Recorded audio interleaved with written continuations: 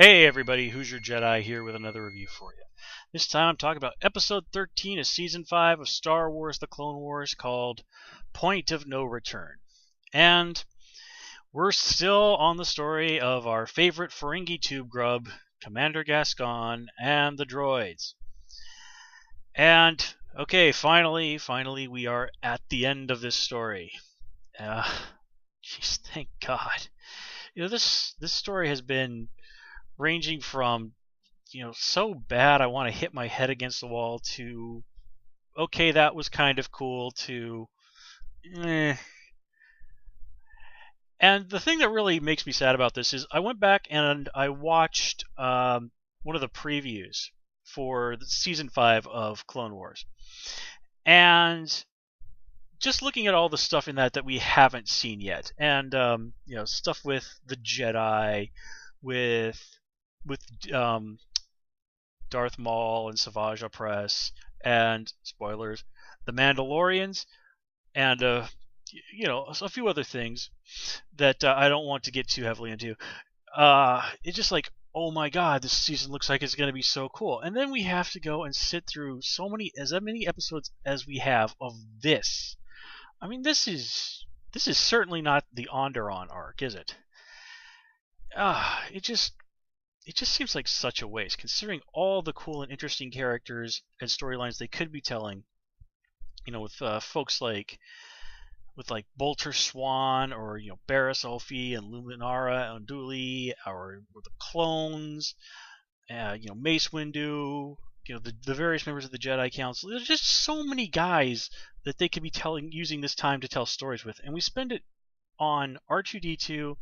Which, okay, fine, nothing wrong with a good R2 story, and then a bunch of comical droids and Gascon. I mean, like, jeez, it really is. It's just a big waste, really.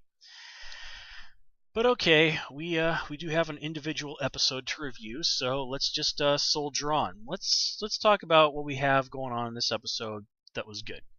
First of all, we get some nice nods to actually the original Star Wars movie from 1977.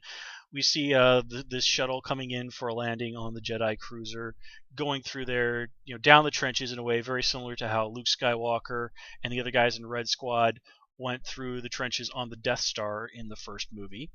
And we also got to see the droids, a bunch of droids trying to cross a hallway while there was a bunch of shooting going on. Again, very reminiscent of stuff from the very beginning of the original Star Wars movie, which was cool. We also got, again, some more nods to the original trilogy. We had folks saying both, it's a trap, and I have a bad feeling about this. So those little nods to the original trilogies, particularly the original film in the first trilogy, was pretty nice.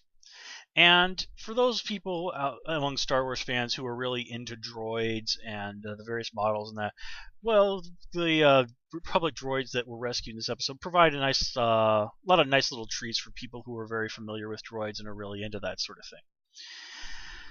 So there's that. And of course we do get to see, after a very long delay, Obi-Wan and Anakin, which was cool. We definitely, I think, needed to have a little bit of them just to sort of bring us back to where we should be with the main storyline of this season. But once again, the main problem with this storyline continues to be Commander Gascon. And the thing that I've realized is the writers really can't seem to make up their mind what they want to do with Gascon. Now, when we were first introduced to him, it seems very obvious. Okay, he's very dismissive of droids. He's really a puffed up guy who is really no real qualifications to be doing what he's doing, but he's the one who's in charge, so this is gonna have to be. And of course, we're all expecting that at the end of the storyline, Gascon will have he will have come to earn a certain amount of respect for the droids. Okay, and that's basically what happens. It's just that his development in this direction is extremely inconsistent. Just from very, very early in the storyline, when they get the decryption chip, or whatever that was called, Gascon, does praise the droids for that. But then as soon as they get to Aberfar, he's immediately backsliding and doing incredibly stupid things, being derisive and treating the droids like they're stupid. And again, look at this episode. After really kind of manning up a little bit on Aberfar, Gascon is once again being just really extraordinarily stupid. He's ignoring all kinds of red flags and alarm bells. They really, even a kid could have realized something really weird is going on here. He's and of course he displays extreme cowardice. He just wants to get out of there. He doesn't really think about this is a serious problem. I should do something about this. He just basically literally says, this is not my job.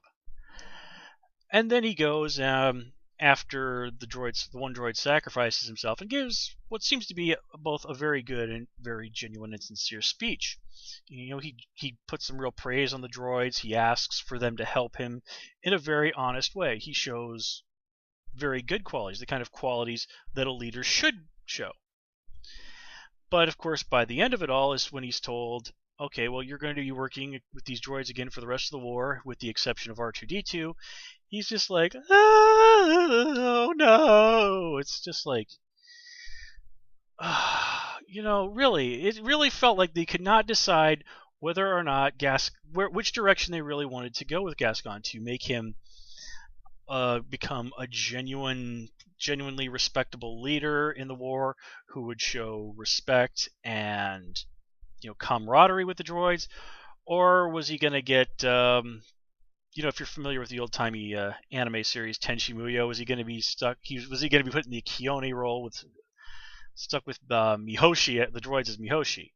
And if you are not familiar with Tenchi Muyo, you have absolutely no idea what I'm talking about. Okay, well, basically, whether or not they were going to treat Gascon being saddled with the droids for the rest of the war as an aspect of comedy, or they were just going to be driving him crazy like some sort of stupid sitcom characters. I mean, folks, I really wish I could find a more humorous and more eloquent way to express my just overall extreme disappointment with this storyline. I know I'm repeating myself here, but this just feels like such a waste of episodes that they could have been using to tell stories about other characters, maybe introduce a few new ones. Again, it really is overall just a real waste of several good episodes that could have been used to tell much better stories. But in any case, now that this storyline is over, we're sort of heading past the halfway mark of this season. So it's time to really up the stakes and really break out the good stuff. I have a feeling that's what we're going to start seeing from these episodes now on. I don't know if that's going to be enough to redeem this season. I'm just going to choose to call these episodes this season's low point, because Onderon was a pretty strong storyline. So I do have hope that the folks who made Clone Wars are really going to be able to pull this one back. Anyway, folks, this is all I have for you this time out. As always, please comment, rate, and subscribe. And of course, you can follow me on Twitter at Hoosier Jedi. Until next time, take care and have a good one.